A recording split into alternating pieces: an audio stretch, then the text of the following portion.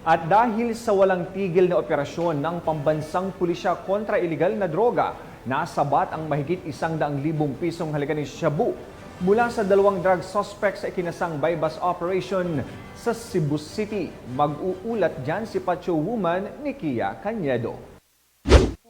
Kalaboso ng Cebu City PNP ang 137K halaga ng hinihinalang shabu mula sa 2 suspect sa isinagawang buy-bust operation sa sitio dump site, Barangay Inayawan, Cebu City. Kinilala ni Police Major Jessery S. Basitaw, Station Commander ng Police Station 7, Cebu City Police Office, ang mga suspect na sina Uwak, 35 anyos, high-value individual, at Upaw, 36 anyos, street-level individual na parehong mga residente ng White Road, Barangay Inayawan, Cebu City. Bandang 9:05 ng gabi nang ikinasa ng kapulisan ang nasabing buy-bust operation na nagresulta sa pag-aresto ng mga suspect at pagkasabat ng 10 pakete ng hinihinalang shabu na may timbang na 20.24 gramo at standard drug price na 137,632 pesos at buy-bust money. Mayong adlaw kanatong-tanan ako si Police Major Jessery Sakilabon Basitaw,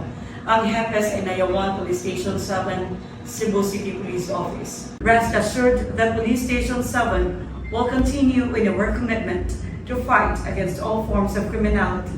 Kasalukuyang nasa kustodiya ng Inayawan Police Station 7 ang mga suspect at mahaharap sa kasong paglabag sa RA 9165 o Comprehensive Dangerous Drugs Act of 2002. Magandang araw sa ating lahat, lalo na sa ating mga viewers ng Police News Network. Ito ang kaibigan nyo, Police Colonel Ireneo Dalugdug, City Director ng Cebu City Police Office. Congratulations sa ating mga kapulisan sa Cebu City Police Office sa kanilang puspusang kampanya laban sa iligal na droga. Nagpapasalamat din po ako sa ating mga kababayan dito sa Cebu City sa kanilang kooperasyon at pagtitiwala sa ating mga kapulisan sa pagbibigay ng impormasyon na nagresulta sa matagumpay na pag-aresto sa mga suspects. Ang matagumpay na operasyon ay tanda ng patuloy na paglaban sa iligal na droga ng kapulisan ng Cebu City. Dahil sa bagong Pilipinas, gusto ng pulis, ligtas ka. Mula dito sa Cebu City, ako yung Police News Network Correspondent, Pacho Woman Nikia Cañedo,